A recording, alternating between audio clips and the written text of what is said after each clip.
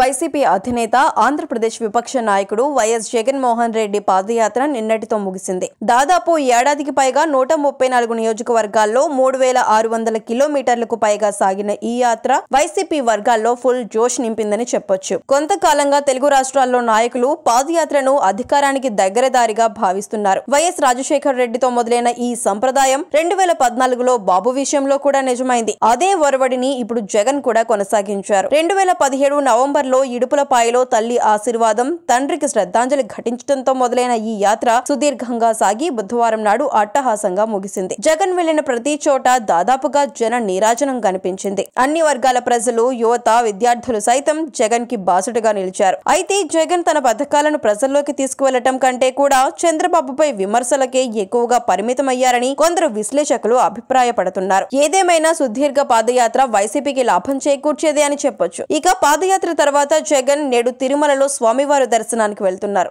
ఆ తర్వాత పార్టీ నాయకులతో కొన్ని భేటీలు నిర్వహించి ఆయన లండన్ వెళ్లనున్నారు. అక్కడ చదువుతున్న తన కుమార్తెతో కొన్ని రోజులు గడిపి ఆ తర్వాత తిరిగి రాష్ట్రానికి చేరుకుంటారు. అందుకే జగన్ మిగిలిన నియోజకవర్గాల్లో బస్ యాత్ర చేయాలని భావిస్తున్నారు. తద్వారా ప్రజల మధ్య ఉండేలా ప్లాన్ చేసుకుంటున్నారు. మిగిలిన నియోజకవర్గాలు పూర్తయిన తర్వాత జిల్లాల వారీగా భారీ బహిరంగ సభలకు శ్రీకారం చుట్టనున్నారు. ఇలా నిత్యంగా ప్రజలతో మమేకమయ్యేలా వ్యూహం సిద్ధమవుతుంది. మొత్తంగా ఈ యాత్ర కూడా జగన్ కి క్రెడిట్ మరింత పెంచొచ్చు. పలు సర్వేలు వైసీపీ ఆధిపత్యాన్ని చూపిస్తున్న నేపథ్యంలో జగన్ జాగ్రత్తగా వ్యవహరించాల్సిన ఆవశ్యకత ఎంతైనా ఉందన్న వ్యాఖ్యలు వినిపిస్తున్నాయి.